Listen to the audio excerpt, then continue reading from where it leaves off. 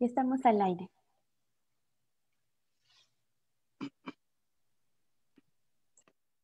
Bien, buenas noches entonces a los participantes de este taller de cuento a cargo de Hugo Velasco Flores. Como ustedes saben, esta actividad pertenece a los 11 años, ¿no?, de fundación del grupo Círculo Poético Araui. Por sus 11 años, pues se viene realizando una serie de actividades que justamente esta es la penúltima actividad con el taller de cuento a cargo del escritor Hugo Velasco Flores. Damos la bienvenida a todos, a los aproximadamente 42 participantes de los distintos puntos del país, y asimismo darle la bienvenida también a Hugo Velasco Flores, y para ello voy a leer su data, su biodata, para que lo conozcan, ¿no? Para que lo conozcan y sepan en qué libros ha estado antologado, qué libros ha publicado y qué premios ha ganado, ¿sí? Entonces vamos a leer la data de Hugo Velasco Flores. Él ha nacido en Huancayo en el año 1986, ejerce la docencia, ha publicado los poemarios Ayataki 2008, La memoria del cuerpo 2010, La tierra ósea 2011, Cartografía aplicada o nueva técnica para dibujar el ruido de las flores 2012, Poesía genital 2015 e Ídola 2020. Narrativa publicada en los libros de cuentos El tiempo de los muertos 2012, El daño y otros relatos 2014, Como dos músicas iguales y otros lunares sobre cuentos 2017. Yo vivo en ti, antología en el año 2017, El bonsai Kobayashi, antología del 2018, y La carnada. También ha ganado el premio de cuentos de las mil palabras, organizado por la revista Caretas. Entonces, damos la bienvenida a Hugo Velasco Flores. Él disertará este taller y también dará algunas indicaciones para que se desarrolle mejor este taller de cuentos. Bienvenido, Hugo Velasco. Hola, William. Gracias por esa presentación. Gracias por la invitación, sobre todo, y de manera también especial a todos quienes se han conectado esta noche, se han dado un tiempito tal vez para estar presentes en este taller de cuento. Felicitando también al Círculo Poético Araui, que, bueno, pues buenos años ya están cumpliendo, ¿no? En este trajinar, llevando cultura, difundiendo literatura, y bueno, no me queda más que felicitarlos a ustedes, que sigan trabajando de esta forma. Hoy día, como bien lo ha señalado, vamos a comentar, vamos a hablar un poco sobre un aspecto que a mí particularmente me ha desvelado tantas noches su reflexión. Un aspecto del cuento que es para mí fundamental y acaso lo más difícil que nos puede tocar a quienes hemos alguna vez intentado escribir una historia, ya sea cuento, también novela. A los participantes que están esta noche con nosotros, voy a compartir pantalla, voy a mostrarles unas diapositivas para ir con ellos reflexionando sobre estos aspectos que voy a exponer hoy día, y al mismo tiempo para que ellos puedan ir preguntando, dejando sus comentarios, tal vez sus inquietudes, de tal forma que esto no sea pues un monólogo, sino más bien algo más activo, ¿no? Más participativo. En el tiempo que tenemos trataremos de dilucidar, trataremos por lo menos de dejar la inquietud en los asistentes, ya que la literatura, el arte de escribir cuentos, novelas, es un arte bastante complejo, nada está dicho, por cierto.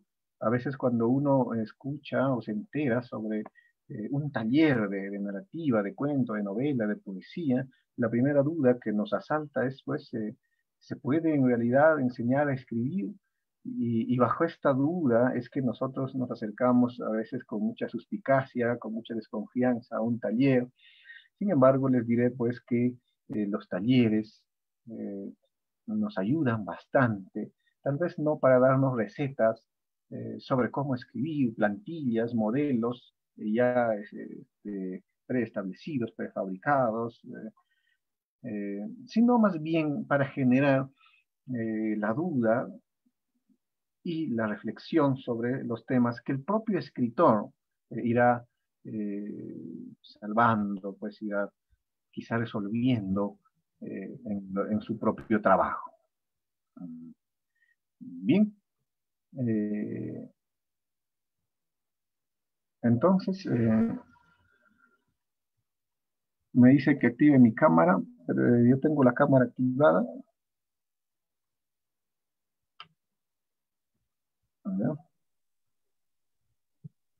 A ver, me confirma si me ves, William. No te apreciamos. Me parece que es un tema ya del Zoom. A ver si lo van resolviendo en un ratito y continuamos entonces. Ya, sí, porque mi cámara está activada.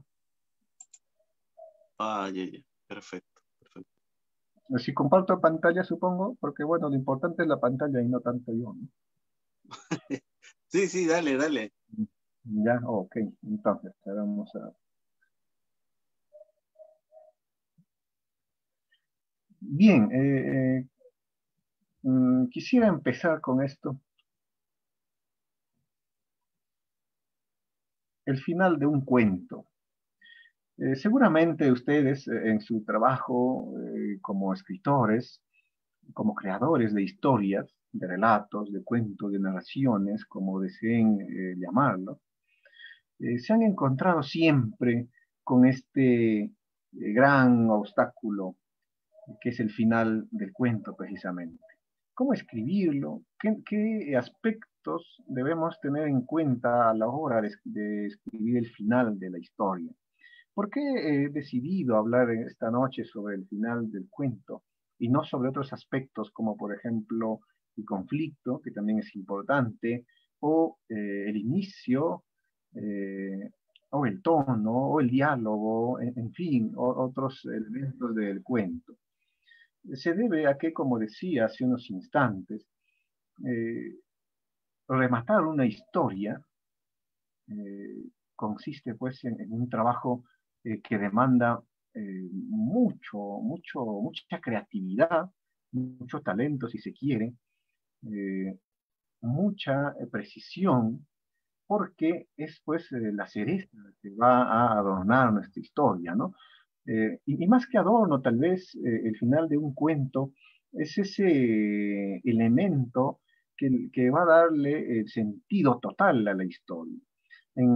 Ustedes que seguramente han leído una cantidad apreciable de cuentos, ya sean de autores regionales, nacionales o universales, se habrán percatado que muchas veces lo que queda en nosotros, en nuestra memoria para siempre, es el final, ¿no? Más que a veces el del inicio. Claro que también hay inicios que quedan en nuestra mente. Sin embargo, el final tiene una especie de resonancia que se instala definitivamente en nuestra memoria y recordamos las historias muchas veces más bien por el final que por el inicio o que por los personajes inclusive, ¿no? Entonces, el final del cuento es esa parte que por años, yo llevo más de 20 años escribiendo o tratando de escribir historias, que pues me ha ocasionado y me ha dejado tremendas dudas. Sin embargo, el trabajo del escritor es precisamente ir buscando solución, buscando la manera de cómo pues sortear este obstáculo y salir victorioso, triunfante a la hora de poner el punto final a una historia. Bien, voy a considerar un epígrafe, algo que ha dicho Jorge Luis Borges. Ustedes lo pueden ver ahí. Dice, una maldita cosa detrás de la otra y después te mueres. Un poco gracioso, un poco cómico esto que ha dicho Jorge Luis Borges. Sin embargo, expresa de forma muy breve lo que es la vida misma. Una cosa detrás de otra cosa y después viene el final. Siempre va a llegar el final.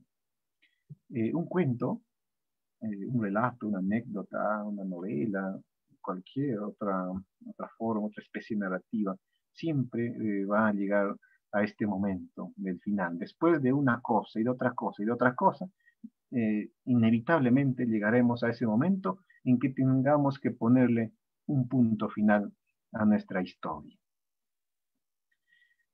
Bien, tenemos aquí esta diapositiva en la que he querido dejar por sentado, dejar claro algunos conceptos que en materia pues, de narratología se maneja, ¿no?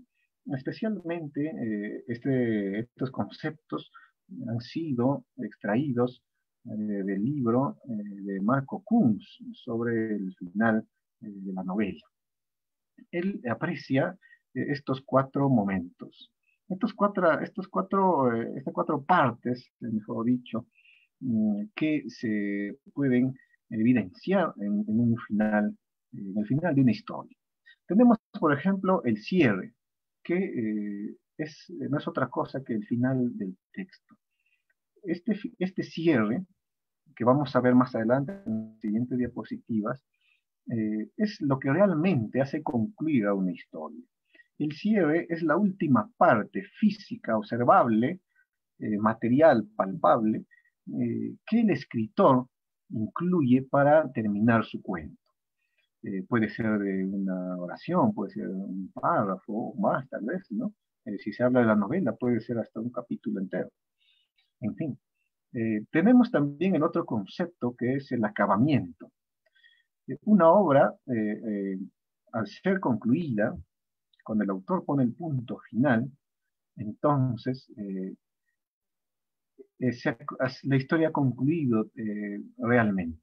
No le sobra, no le falta nada. Es una historia que ya posiblemente entre a la prensa, se edite y se publique. La clausura tiene que ver más bien con la estética. Se dice que la clausura pues le da el carácter completo, satisfactorio a la obra. Bueno, aquí quizá muchos van a estar en desacuerdo con Marco Kunz, porque sucede que muchos escritores, una vez terminada la historia, suelen modificarla, suelen cambiarla, y tienen muchas versiones de la historia y nunca quedan satisfechos con su trabajo estéticamente. No está completo, le agregan cosas, quitan cosas, en fin, indica que el trabajo pues, no ha sido clausurado, ¿no? Y el desenlace, que todos ustedes conocen ya, que es uno de los conceptos más conocidos en este aspecto sobre el final de un cuento, es pues precisamente el final de la historia, más no el final del texto. No confundamos el final de la historia con el final del texto o el final de la narración en todo caso, ¿no? Entonces, hoy día hablaremos principalmente sobre el cierre y el desenlace. El cierre, sobre todo, porque el desenlace es ese momento ya en el que el conflicto se ha solucionado. Y todos ustedes seguramente, quienes han escrito alguna vez un cuento, una vez que ya ha llegado este nudo al momento más álgido, al clímax, en donde el personaje o los actantes, semióticamente hablando, han llegado a un momento crucial de sus roles, de las acciones, del conflicto. Tiene que haber una solución. Y esta solución precisamente es pues, el desenlace, ¿no? Las cosas adquieren un nuevo orden a partir de una acción que determina ello y se da una nueva forma, digamos, un nuevo esquema de las cosas. Pero después del desenlace se considera esto precisamente que es el cierre o final del texto.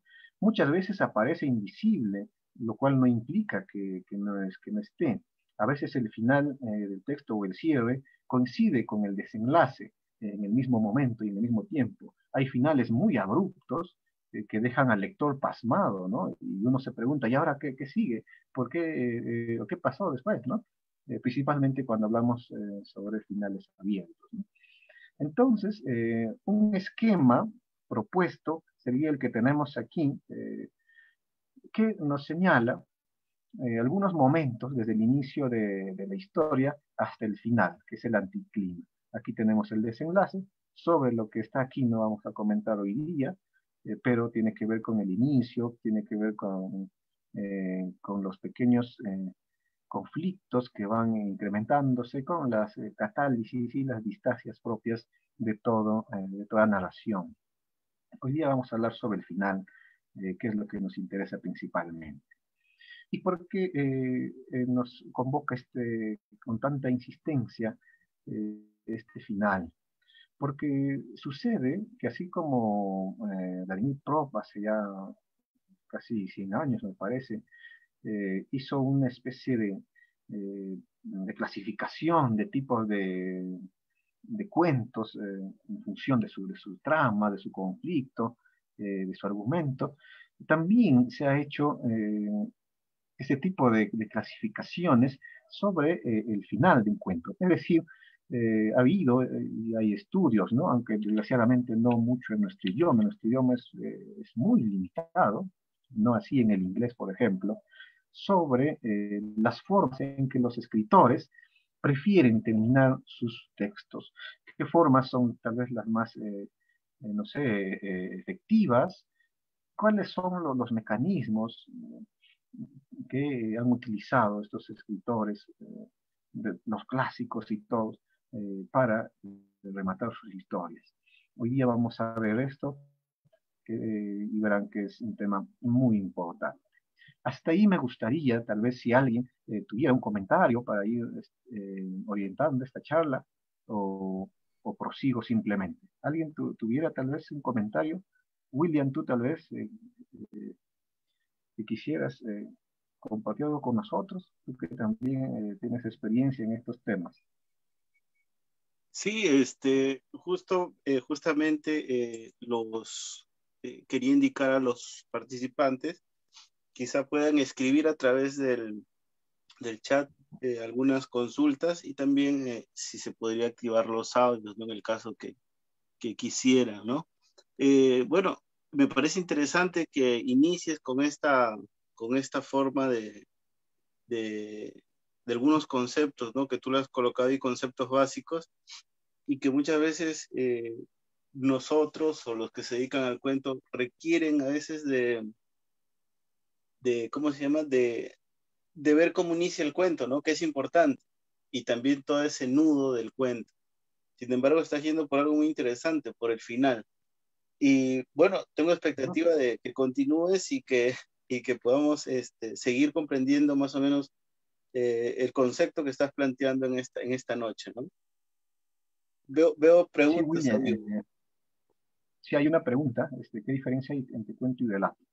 Bueno, aunque esa pregunta da pues para toda una disertación muy aparte, sobreentenderemos hoy día que nosotros ya tenemos cierta experiencia en estos temas. Sin embargo, no deja de ser una pregunta pues muy intrigante, ¿no? Hasta hoy día sigue el problema sobre la diferenciación de estos conceptos.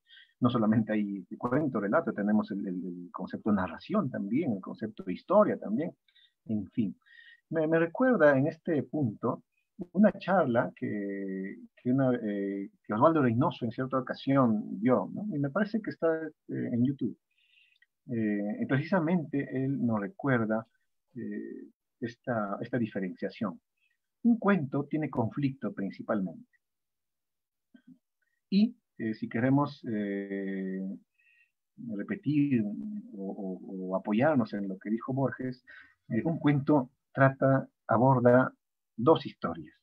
Mientras que un relato no tiene necesariamente un conflicto y por lo general solo nos cuenta una historia, de tal forma que un relato puede ser cualquier narración sin necesidad de un conflicto, de un problema, de una lucha entre personajes, en fin, ¿no? O de una historia que circule subrepticiamente.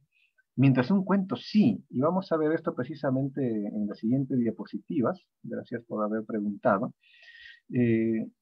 Borges decía esto, pues, que un cuento narra dos historias, y esto es precisamente lo que le da sentido al cuento, lo que da esta naturaleza de cuento. La segunda historia fluye por lo bajo, ¿no? Y que muchas veces, ya esto es elección del autor o del narrador en todo caso, surge, aparece al final, ¿no? Y eso es lo que llamamos final sorpresivo. Mientras que un relato no tiene pues esta complejidad, ¿no? Eh, bueno, como digo, como decía, quizá esto dé para una disertación aparte en otro momento y en otras circunstancias, pero la diferencia a grandes rasgos es esa, ¿no? Entre un cuento y un relato. Muchas veces no sabemos qué estamos escribiendo, si es un relato o un cuento, y hay que fijarnos pues precisamente en el conflicto, si existe o no. El modelo actancial, dice, puede variar en cuanto a marcar una secuencia distinta, definitivamente. Bueno, aquí tenemos ya la premisa. Un cuento narra dos historias, dice Borges. Ahora, hay que hablar sobre el cuento clásico y sobre el cuento moderno. Y eso por dejar de lado también lo que Lauro Zavala, por ejemplo, este gran investigador, conoce como cuento posmoderno, ¿no? Que es otra cosa mucho más compleja todavía. En el cuento clásico, dice, la segunda historia surge al final como una revelación que ilumina el sentido de toda la narración.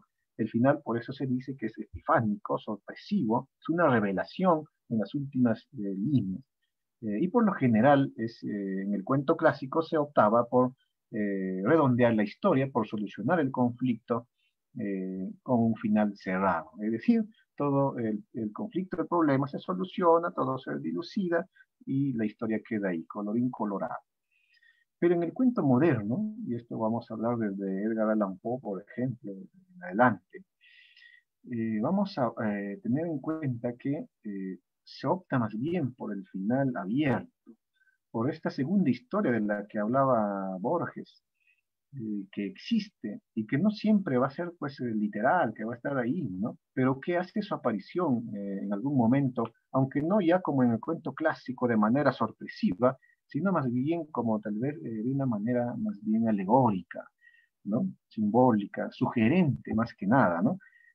Ustedes sabrán que los finales abiertos en realidad eh, no necesariamente señalan que el lector pueda irse por donde quiera para darle un sentido al final a la historia.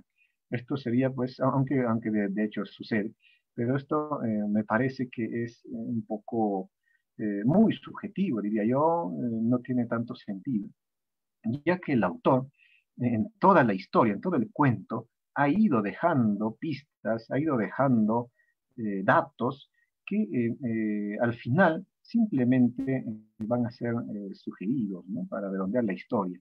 Estos datos le van a dar sentido al cuento, van a redondearlo, van a iluminarlo, pero no van a ser dichos explícitamente, ¿no? Al final, por lo que este final puede quedar un aparente suspenso, un aparente final abierto, ¿no? Claro que hay historias que sí necesariamente culminan como si fueran cortadas por un cuchillo de un momento a otro y el lector simplemente pues tendrá que imaginar por sus propios medios un posible o varios posibles finales de la historia, ¿no? Sucede. Aquí tenemos una comparativa entre los finales del cuento clásico moderno y el posmoderno del que hablaba hace un momento. Ya habíamos dicho que en el cuento clásico el final es epifánico, sorpresivo, catártico también. En el cuento moderno, más bien, hay otras posibilidades, es más ambiguo, como decíamos, es más subjetivo tal vez, se requiere más de la participación del lector, es un lector activo que, como decía hace un instante, tiene que ir armando y recogiendo las pistas que se le ha ido dando a lo largo de la historia para que él pueda redondear el cuento al final, ¿no? No decirle, no darle el final, sino que él construya a partir de, de la inferencia lógica, ¿no? Se prefiere por final abierto, en fin. El cuento posmoderno une los dos tipos de final, epifánico y moderno. Es un poco más complejo, por eso se le dice que es híbrido, ¿no? Es también eh, paródico, si se le puede llamar. En fin, el cuento posmoderno se practica, sí, hoy día, aunque es un poco más difícil de, digamos, identificar, ¿no? Vayamos con el siguiente. Y aquí sí vamos a entrar ya a los tipos discursivos que cierran un cuento. Vamos a ver si creo que hay preguntas.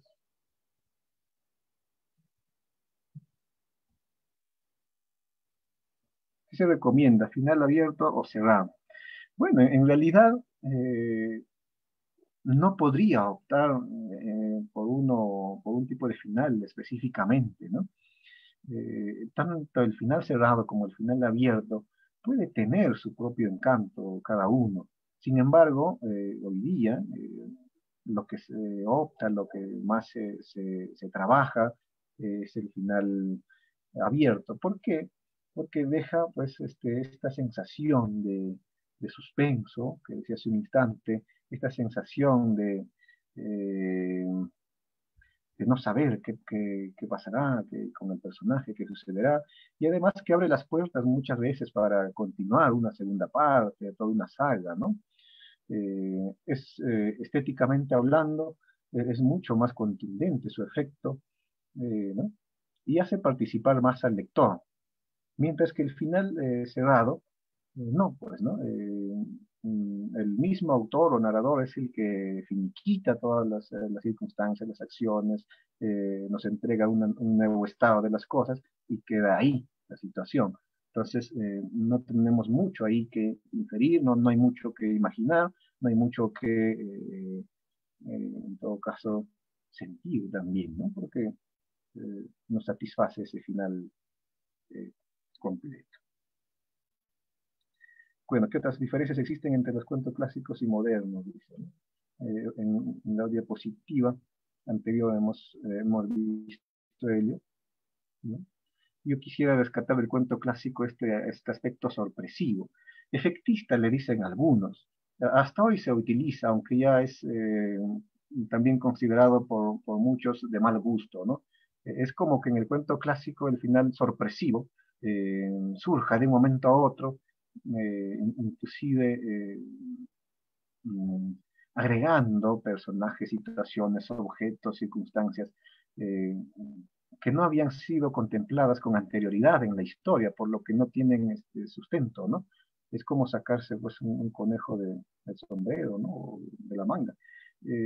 Esto es a veces una salida muy simplona, muy fácil para muchos.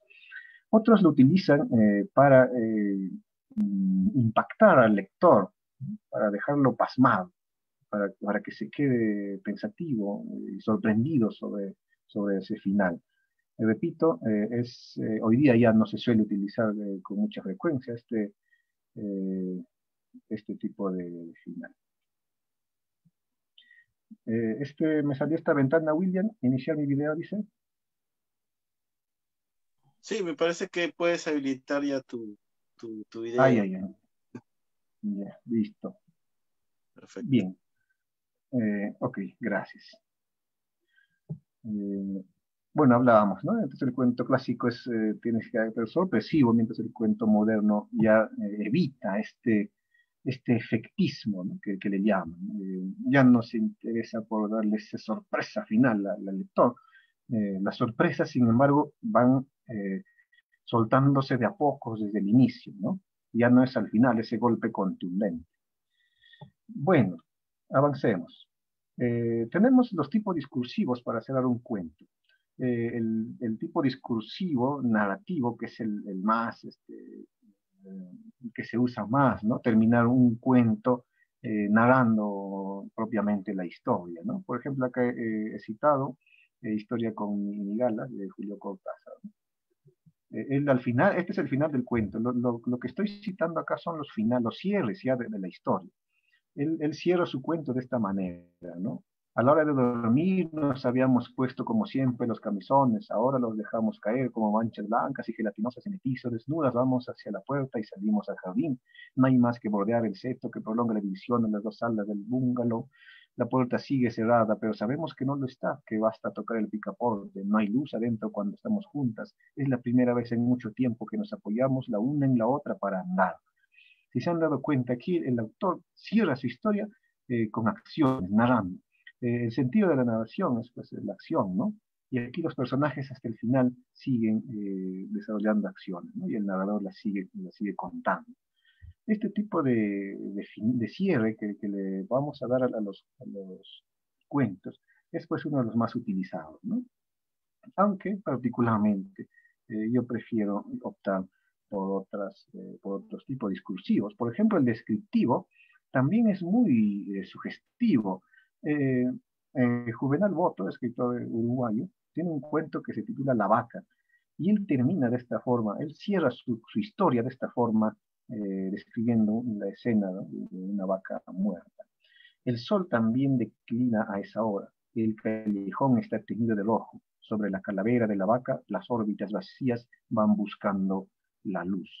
Este tipo de finales, repito, son bastante sugestivos porque el autor puede valerse de descripciones muy profundas, de valerse, utilizar, no sé, los sentidos, una descripción muy sensitiva, muy plástica, de tal forma que se quede en la retina del lector, que lo impresione, ¿no? Y a la vez que nos explique, nos dé la nueva imagen de la situación final de la historia. Entonces, vayamos redondeando ya el tema. Ustedes tienen varias posibilidades para cerrar un cuento. Un cierre narrativo o un cierre descriptivo. Pero también tenemos aquí el cierre hablado o de diálogo, ¿no? Que también es uno de mis favoritos. No sé ustedes, seguramente sí. Eh, qué hermosas historias he leído y cuyos cierres se han basado en el diálogo. Por ejemplo, este de Me alquilo para soñar de Gabriel García Márquez, ¿no? Después de toda la historia que nos ha narrado, termina de esta forma, ¿no? En concreto, le precisé por fin, ¿qué hacía? Nada, me dijo él con un cierto desencanto. Soñaba. Este diálogo remata la historia. ¿Qué efecto tendrá en el lector esto, ¿no? Ustedes sabrán juzgar. Eh, Terminar una historia escuchando a los personajes hablar. No hay más espacio para el narrador para que él nos explique qué sigue después o qué pasó, ¿no? Eh, Todo queda en una especie de suspenso. La pelota ahora está en la cancha del lector. También hay un final, aunque muy poco usado ya en estos tiempos, que es el final reflexivo. El más clásico es pues la fábula, ¿no? Que tenía por moraleja al final una reflexión sobre lo que se había narrado. Sin embargo, en la novelística se utiliza bastante. Las novelas, al final, utilizan, por ejemplo, epílogos, ¿no? Que muchas veces son llevadas a cabo por el narrador, el autor, o por los personajes también ficticios, ¿no? De la historia. Hay cuentos, sin embargo, que pese a su brevedad, tienen un último parrafito en el que habla el personaje o también el narrador o el autor un poco para clarificar la historia, ¿no? Se solía eh, mm, evidenciar esto, hacerlo visible, usando algunos marcadores paratextuales, como por ejemplo este, ¿no? Que no sé si pueden ver acá, que son los tres asteriscos, o tres estrellas, o una estrella, no sé, o un espacio en el papel un poco más amplio, de forma que lo que venía era una especie de epílogo pequeño o de comentario del autor. En este caso, el cuento Chicha, Amado y Bonito de José Ferrando, encontramos este epílogo que dice, ¿no? Allá en la playa los pescadores los esperaron, mas pasaron los días y la Feliciana, la goleta airosa y rauda no volvió nunca, pero nunca a la rada de Guarmey. Eh, el cuento de por sí ya tenía un final aparente antes de esto. Sin embargo, el autor ha decidido colocar este epílogo como una manera de acercarse al lector y decirle, ¿no?, lo que ha pasado después de tiempo con esta goleta, ¿no? Entonces, repito, no es un mecanismo, no es un recurso que se use con mucha frecuencia hoy en día, pero que en su momento sí se utilizó bastante, ¿no? Y fue efectivo. Aquí viene en realidad lo más interesante que quería comentarles hoy día. Alusiones a acontecimientos o procesos finales, que no es otra cosa que modelos, si se quiere, propuestos, que ustedes pueden seguir para cerrar sus historias. Claro que no son todos, hay muchos más, pero estos podrían ser los más importantes. Los recursos que han utilizado los escritores más afamados, si se quiere, para terminar sus historias, ¿no? Por ejemplo, tenemos las actividades finalizadoras, cuando los personajes desaparecen de la historia, ¿no? Parten, salen, apagan algo, cierran algo, se duermen o se despiertan, si es que el cuento trata sobre un sueño, ¿no? Es decir, algo que acaba. Los personajes finalmente recurren a esta, a esta salida, ¿no? Aquí tenemos un ejemplo de cierre de José Watanabe en su cuento El Trapiche. Dice, y los tres se acostaron y los tres se durmieron. El hombre soñó que el trapiche lo devoraba, no con un golpe seco, sino lentamente.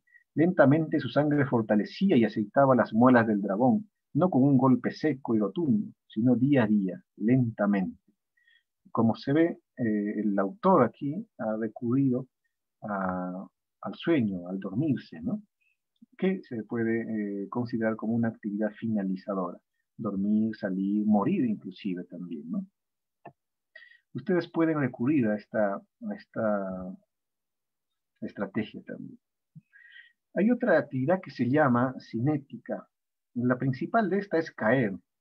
Curiosamente, esta acción de caer ha sido utilizada por gran cantidad de escritores. Caer significa, pues, estar relacionado con la muerte, con la derrota, con una situación final de quietud, de estatismo. Caer, dice. Aquí hay un ejemplo de Mario Puga, el cuento se titula Se fue con la montonera. Dice, la descarga le derribó, cayendo, despacio, resbalándose en el muro, y quedó hecho un ovillo en su sangre oscura, coagulada. Aquí el protagonista, pues, ha muerto, ¿no? Este acto de caer marca, pues, un final bastante sugestivo, contundente en un cuento. Hay otras alusiones, por ejemplo, la despedida, ¿no? Cuando un personaje recurre a una fórmula convencionalia para irse, para salir de escena, ¿no? En este caso, Ribeiro, por ejemplo, en su cuento Una aventura nocturna, utiliza esta siguiente fórmula. La mujer corrió al cerrojo, hizo una atenta reverencia y le volvió la espalda. Es decir, una reverencia de despedida. Arístides, sin soltar el macetero, vio cómo se alejaba cansadamente, apagando las luces, recogiendo las copas, hasta desaparecer por la puerta del fondo. Entonces, también podemos recurrir a estas fórmulas convencionales de despedida, ¿no? No sé, tal vez agitar la mano, decir adiós, en fin, de tal forma que ya el cuento, el personaje también se despide, se cierra y concluye todo. También hay marcadores temporales. Se suele recurrir para terminar una historia al tiempo, es decir, a lo que va a pasar últimamente, a lo que ha sucedido últimamente, temporalmente hablando, ¿no? Para darle término a un cuento. Pueden ser los últimos meses del año, por ejemplo, podemos hablar de los últimos días, el otoño, el invierno también como estaciones que marcan pues, ¿no? Una especie de muerte, que tienen ese simbolismo. El anochecer también, que marca el final del día, la puesta del sol, etc. Entonces, utilizar marcadores temporales de este tipo también son bastante contundentes en una historia. Tenemos de Chekhov, en el cuento La Sala número 6, el siguiente final. Llegaron unos mozos del hospital, lo agarraron de los brazos y las piernas y lo llevaron a la capilla. Allí se quedó sobre una mesa con los ojos abiertos, iluminado por la luna. Por la mañana acudió Sergei y Sergei oró devotamente ante el crucifijo y cerró los ojos del que había sido su jefe. Al otro día se celebró el entierro. Solo asistieron a él Mijail Averyanich y Darius. Entonces aquí tenemos el marcador temporal al otro día, ¿no?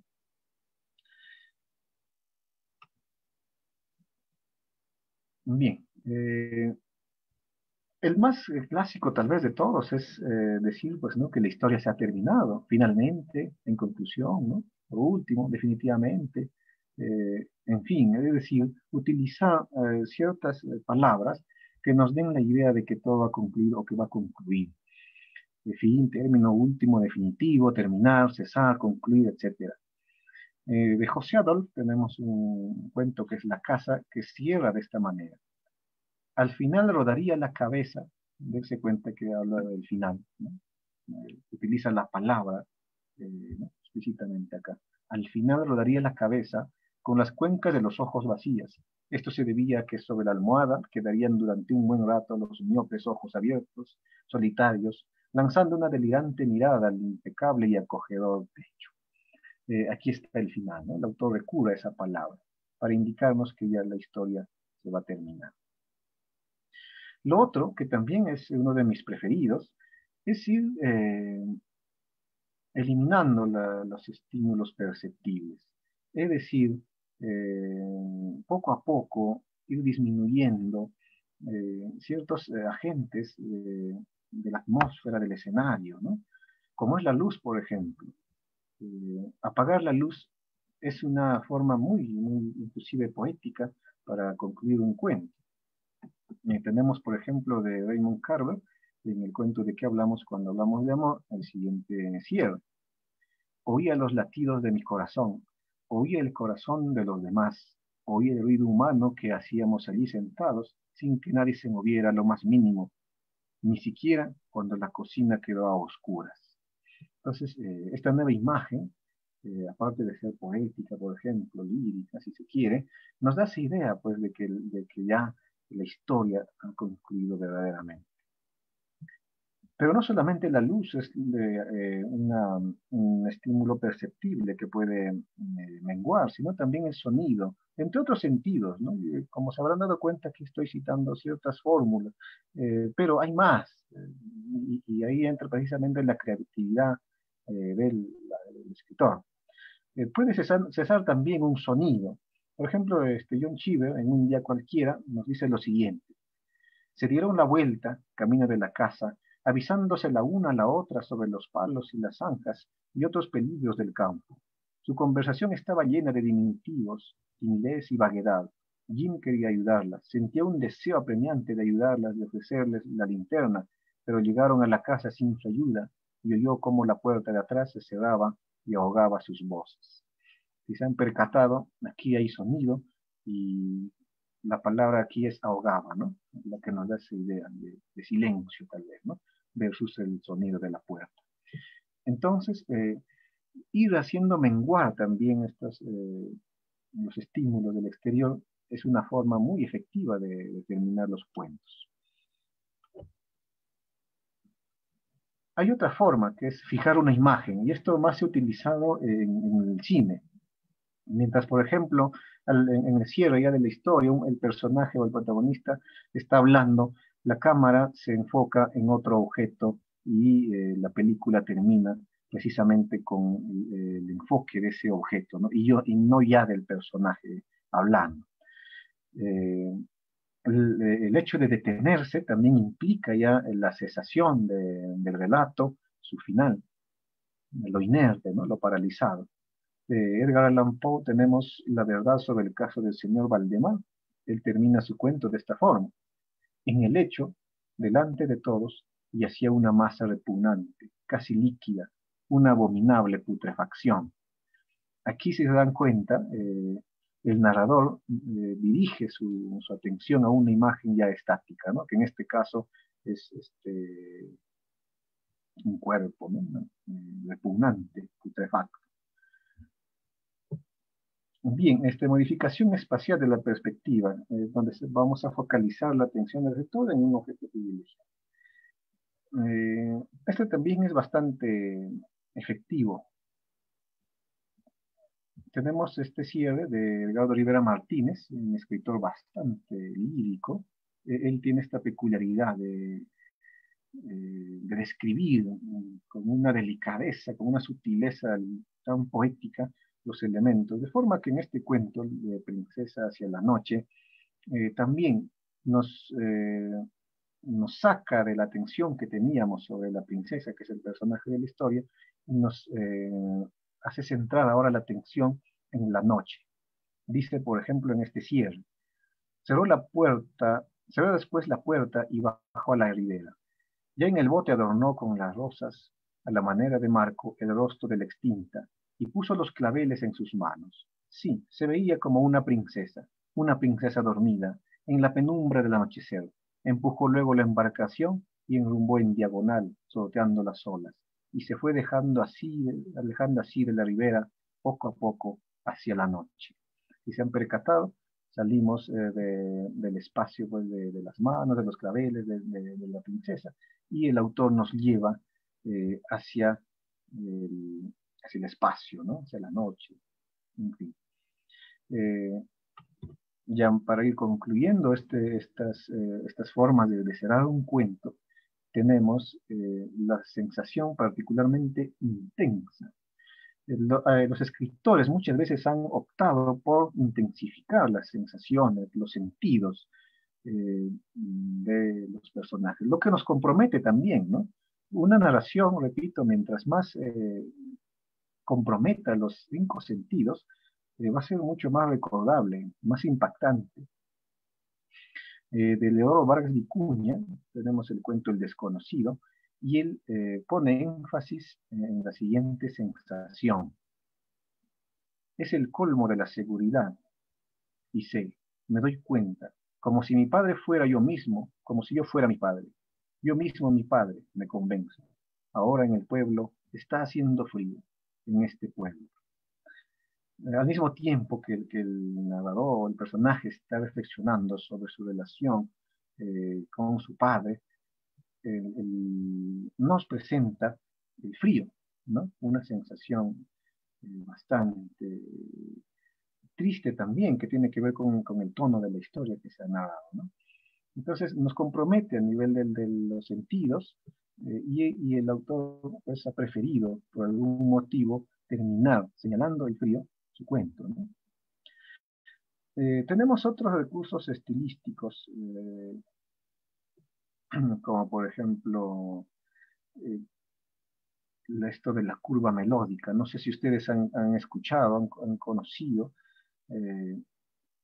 que los enunciados, las oraciones, pues necesariamente tienen cierta cadencia, una musicalidad.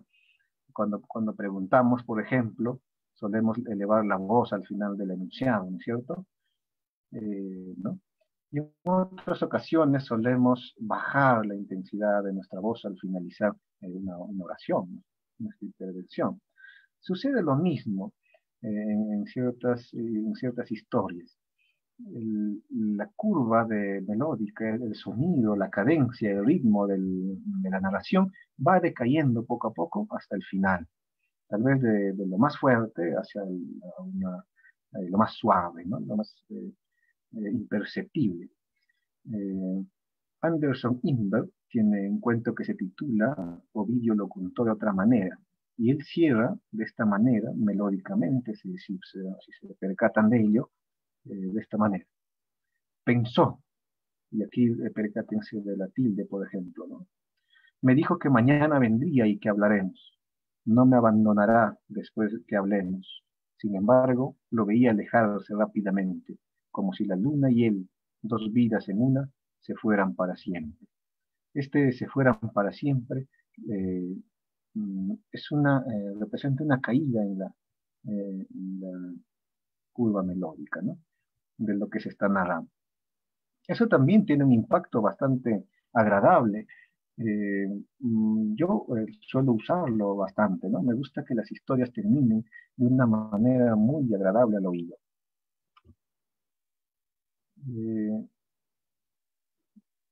Eh, por último, ya con esto ya estamos terminando, tenemos este tipo de cierre, ¿no? Aquí vamos a encontrar un final sorpresivo. Esto lo he extraído del libro que le señalaba hace un momento de Marco Kunz, sobre los finales que se suelen utilizar en las novelas. Él dice lo siguiente: después del cierre, en cambio, la cesación repentina del texto deja un vacío de estímulos, de modo que las últimas palabras alcanzan en la conciencia del receptor una mayor presencia, es decir, se produce cierta duración de la última sensación provocada por el texto, comparable a la resonancia de un sonido después de la extinción de su fuente. Esto quiere decir que existen autores que le prestan mucha atención a las últimas palabras del texto con el único objetivo de que perduren en la mente del lector, en su recuerdo. Señalábamos al principio, me parece, de esta disertación, que el final pretende siempre eso, ¿no? Muchas veces recordamos las historias por su final y a veces recordamos las últimas palabras, así no recordemos inclusive el argumento o las acciones, ¿no? El final nos marca de manera, pues, indeleble, diríamos, ¿no? Tenemos aquí un cierre del cuento titulado El largo tren del olvido, del escritor Sandro Bossio, en el que ustedes se percatarán cómo se termina, ¿no? De esta forma muy, no sé, dirigida más bien a la memoria, ¿no? Pero también a la sorpresa, porque este tipo de finales se prestan para el final sorpresivo. Dice el cierre: Niceto hincó el fusil contra el suelo y, rendido, estribó la frente en el hierro glacial, mientras escuchaba las campanadas de la locomotora, el suspiro del viento, la respiración del anciano. Su mente fue cerrándose a la realidad y al final solo quedó en su cabeza, indisoluble, el cuerpo inmóvil de la niña sobre las piernas de su hermano. En este caso, esta última imagen que nos da el autor, por ejemplo, del cuerpo inmóvil de la niña sobre las piernas de su hermano, busca, pues pretende impactarnos, ¿no? Pretende dejar pasmado tal vez al lector y que se quede en su memoria esta imagen.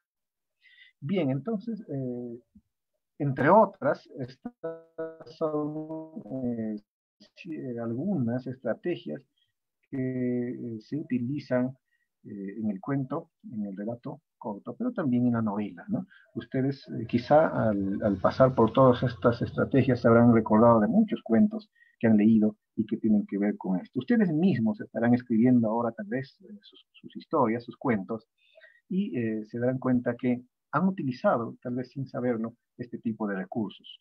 Y si no han rematado todavía su cuento, aquí tienen pues un abanico de estrategias que les va a servir seguramente a la hora de terminar su cuento. Bien, ahora sí, quisiera escucharlos a ustedes, quisiera, si hay tiempo todavía tal vez, eh, conversar un poco, ¿no? ¿Qué les ha parecido? ¿Qué idea tienen ustedes sobre esto? Tal vez están en completo desacuerdo con lo que acabo de decir. De eso se trata esto, ¿no? De generar un poco de reflexión, pero sobre todo de duda. William. Bien, Hugo. Vamos entonces a darle, no sé, Carol, si se puede dar algunos micrófonos, alguien quiere comentar tenemos 10 minutos para poder comentar, ¿no? Acerca del taller o dar algunas percepciones muy personales también acerca del cuento, ¿no? Como narración, como relato, ¿no? No sé si alguien quisiera opinar y si están habilitados los micrófonos ahí, Carlos.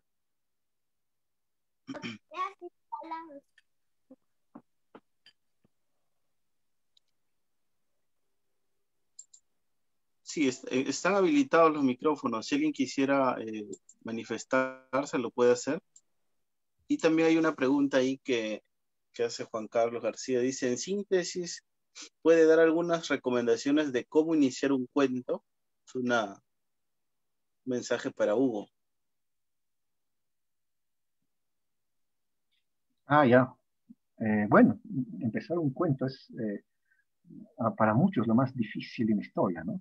Particularmente para mí es algo un poco más sencillo. En cambio, le tengo mucho más respeto al final del cuento, porque es más complejo, como había dicho. Empezar una historia en la actualidad se sugiere en el cuento moderno empezar con las acciones, ya, presentes, ¿no? Moviendo ya a los personajes, tal vez in media res, o tal vez empezando del final, ¿no? De forma que ya el lector tenga un punto de partida con suspenso y lo que tenga que hacer es seguir el hilo de la narración para enterarse de cómo es que se llegó a ese punto, ¿no? Iniciar con las acciones es indispensable. ¿Por qué? Porque el cuento, por su naturaleza, tiene que ser breve. No tenemos mucho espacio para hacer una introducción todavía, con descripción pues, del escenario y después recién en la página siguiente recién empezar con las acciones. No, en el cuento hay que empezar ya con la acción directo, ¿no? Eh, es como en el cine, ¿no? En el cine antiguo, la cámara enfocaba primero el contexto, el ambiente y todo, después entraba ya un poco más en el escenario más reducido del personaje y después un poco que desalienta seguir leyendo. En cambio, el inicio hoy día más activo es lo que se estila a hacer, ¿no? Con más frecuencia. Bueno, eso es lo que por ahora se entiende. Me parece que hay más preguntas. Sí, sí, sí, de hecho, Hugo. Acá hay una, por Sí, hay ejemplo, de José aquí Ramírez, dice, ¿considera más más importante plantear bombardeos. el desenlace antes que el conflicto? Ahí la puedes apreciar también en tu computadora. Bueno, eso es relativo, ¿no?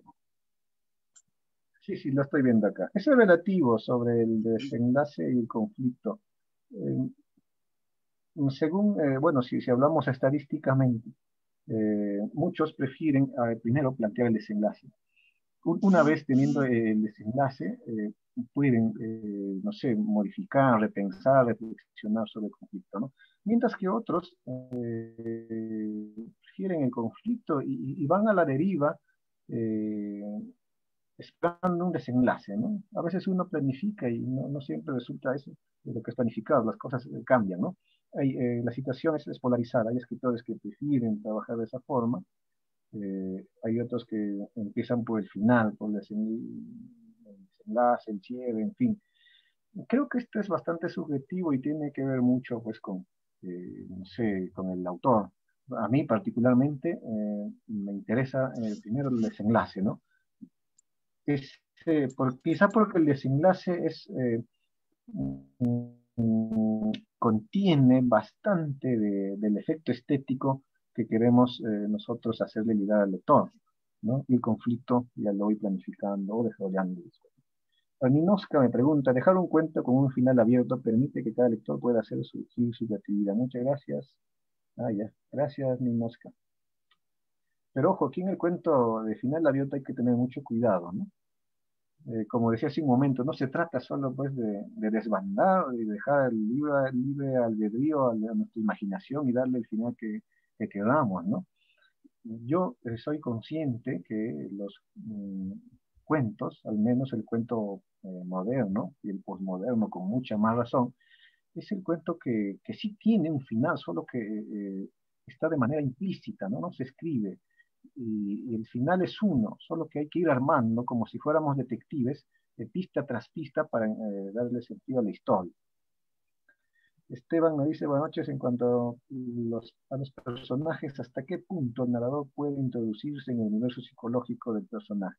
Bueno, esto tiene que ver con la elección que tú hagas del tipo de narrador que utilices. Hay narradores, por ejemplo, el narrador omnisciente, sí, pues se va a meter en todo lo que sabe su personaje y piensa y anhela, ¿no? Hasta en sus sueños. Sin embargo, hay otro tipo de narrador que solamente observa de afuera a sus personajes y solo conoce lo que por fuera se puede ver, ¿no? Es un poco más conductista. No se entromete ya en su psicología. Entonces, la respuesta a esta pregunta es que hay grados ¿no? En los que el narrador puede entrometerse o conocer al personaje, ¿no? Y eso tiene que planificarse en función de lo que se quiere. Hacer un cuento psicológico necesariamente tendrá pues un narrador omnisciente, ¿no? Porque se relata lo que piensa, etcétera. Pero a veces no queremos meternos en su psicología y queremos dejárselo eso a la imaginación del lector, ¿no? Y solo narramos lo que vemos que hace, por ejemplo, ¿no? Recomendar 3 o 5 cuentos para la semana. Bueno, yo le recomendaría todos estos cuentos que están aquí citados en estas diapositivas, porque además pues, nos han servido para ejemplificar cada caso de cierre de cuento, ¿no? Les invito, búsquenlo, la mayoría debe estar en internet, yo los he extraído de los libros físicos que tengo, pero al final del taller, tal vez a través del grupo de Arawi, pueda proponer algunas historias, ¿no? Para que de todas formas las lean. Dice, como taller lo plantea, solo el final del cuento es muy trascendente, ya que tiene la subjetividad del lector para impactar en su situación. En Ribeiro existe mucho de este tipo, final abierto. Sí, sí, Ribeiro definitivamente es un maestro del final abierto, ¿no? En él fácilmente yo hubiera podido ejemplificar la mayoría de estos cierres, de estos finales, simplemente citando a Ribeiro. Pero bueno, no quería exagerar citándolo y preferí citar a autores diferentes para cada caso. A ver, ya me perdí dónde estamos. Ya al final del cuento, en Marcos, me quedé Marcos Coronado. Al finalizar el cuento, desde su experiencia es recomendable que coincida el cierre con el desenlace.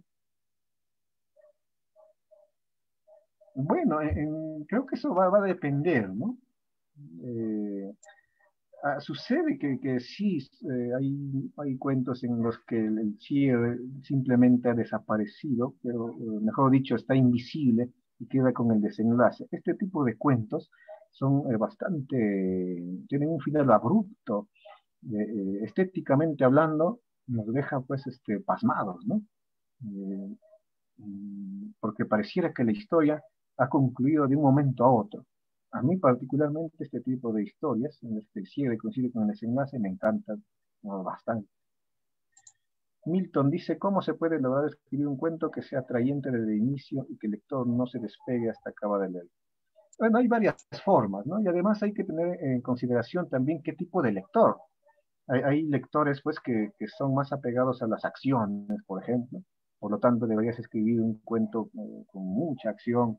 Hay lectores que prefieren las descripciones, lo poético, lo más lírico, por ejemplo, ¿no? Entonces ahí habría que poner de relieve el lenguaje, ¿no? Las descripciones. En fin, es muy, muy difícil. Pero en líneas generales, lo que un cuento sí no debería dejar de tener es el suspenso y la intriga, ¿no? Un cuento sin suspenso, bueno, no creo que tenga muchos lectores, ¿no? Precisamente es el suspenso, ese saber qué vendrá y la intriga, ese desconocimiento de algunos datos de la historia, es lo que nos hace seguir leyendo, ¿no? Y eso es lo que no debería tener un cuento si quieres tener lectores. No debe faltar. Gisela Pérez dice, considero que tanto el inicio como el final son importantes, ya que el primero atrapa al lector y el segundo lo hace inmortal. Bueno, sí, también estoy de acuerdo. Eh, solicita bibliografía, también podría compartirlo al final. Le decía, por ejemplo, y esto lo había comentado, me parece, antes del taller, antes de esta charla, que al respecto de estos temas, la información es bastante limitada. Yo mismo me he visto pues, en la necesidad a veces de contactarme con los poquísimos autores en el mundo que han trabajado estos temas de los cierres, de los finales de los cuentos. Y a veces no he conseguido mucha información. Lo que sí hay, pues hay manuales que te dicen, ¿no? El final abierto, final cerrado, cómo se hace, en fin, ¿no? Pero un estudio a profundidad sobre el final de un cuento, de una novela, en nuestro idioma, en español, no pasan de ¿cuánto? De 3 libros. En inglés y en otros idiomas sí se ha estudiado bastante esto. Acá en nuestro idioma, desgraciadamente, no. Pero de todas formas les voy a alcanzar esta bibliografía. Usar alegorías, sí, sí, en el cuento, sobre todo en el cuento posmoderno, se usan alegorías. Eh, es más sugerente el cuento posmoderno. Me pregunta por Facebook, dice, ¿qué cuentista nacionales y extranjeros recomienda? Bueno, nacionales, sin duda, a quienes pues, son ya nuestros clásicos, ¿no? Me parece que junto con Ribeiro está José Atl, ¿no? Que es un autor a quien admiro bastante. Pero también hay otros cuentistas que he citado aquí en estas diapositivas. La mayoría son peruanos, que desgraciadamente han caído en el olvido, pero que son muy buenos, como por ejemplo Eleodoro Vargas Vicuña, ¿no? O Ronceros, ¿no? Antonio Garde Ronceros, que es un cuentista fabuloso, ¿no? Entre otros. Baise Echenique también es un gran cuentista. En fin, hay cantidad de cuentistas muy buenos en nuestro país. Y si vamos a las regiones, también he citado, por ello también al final de estas diapositivas, un caso de Sandro Bossio, ¿no? Que aquí en Junín es hoy por hoy nuestro cuentista más interesante. Y cada región tiene definitivamente sus propios autores, ¿no? Y bien, por último, dice, ¿qué recomendaciones podría brindarle a una persona que se iniciara en escritura de cuentos? Bien, nunca darse por vencido y no apresurarse. Yo empecé a escribir cuentos a los 15 años y publiqué mi primer libro de cuentos más o menos a la edad pues, de 21 años, 20 años, me parece. Un libro que tenía 25 cuentos, de acuerdo, un voluminoso, que había corregido yo, no, sin exagerar, no menos de 15 veces cada cuento. Corregido y corregido y corregido. Yo renegaba con las historias, no podía con el final, no podía con el inicio, las acciones no convencían, no eran verosímiles, los personajes no eran redondos, en fin. Tantos conflictos en los que uno entra a la hora de escribir un cuento. Pero no hay que darse por vencido. Alguien ha dicho por ahí que el valor de un escritor no está en ganar premios hoy día mañana o anualmente publicar, o sea, no sé, ser conocido, en fin, sino más bien en la perseverancia y en su permanencia en el tiempo, en su constancia. Año tras año, seguir dándole duro a esto. No apresurarse en publicar, el mejor secreto que se le puede, o el mejor consejo que se le puede dar a alguien que está escribiendo novela o cuento, es guardar el texto por algún tiempo en el cajón y olvidarse de él, ¿no? O al menos tratarse de olvidar. Y después de algún tiempo retomarlo y leerlo con calma otra vez, con mente fresca, con otros ojos, porque en ese lapso de tiempo posiblemente hayas madurado, hayas leído otras lecturas, hayas adquirido mayor experiencia, inclusive, ¿no? en tu vida personal, ¿no? Y ahora vas a leer tu cuento, tu novela, con otros ojos y eso te va a permitir ser un mejor crítico de tu propia obra.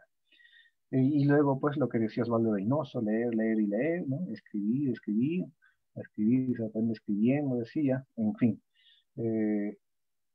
Creo que esas serían, pues, las reglas de oro para seguir escribiendo cuentos, ¿no? Novelas. Así es, William. Bien, Hugo, muchas gracias por tu ponencia, por ese taller que nos has brindado de entusiastamente a los participantes, que hoy día pues hemos pasado los 40 participantes y eso es bastante interesante. Hay gente que necesita, ¿no?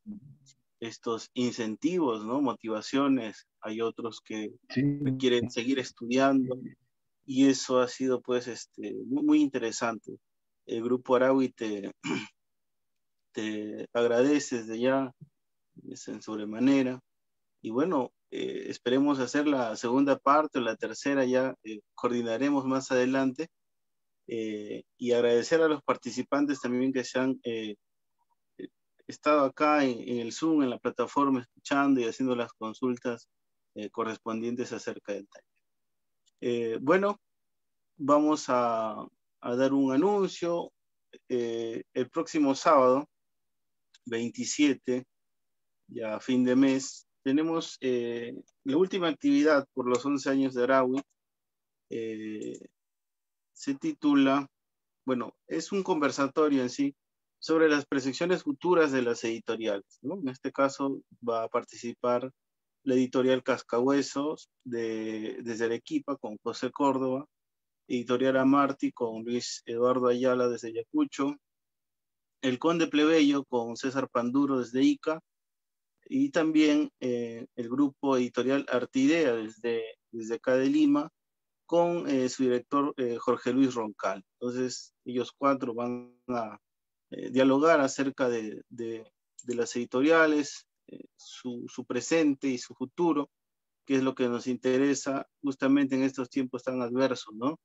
Que al parecer se está publicando más o menos, es algo muy subjetivo, creo yo todavía, pero muy interesante de analizarlo la próxima semana. Agradecemos a los integrantes de Araui también que han estado ahí tras bambalinas, a los participantes, muchas gracias, y a ti, Hugo, por tu tiempo también en este taller. Bien, nos vemos la próxima semana y buenas noches.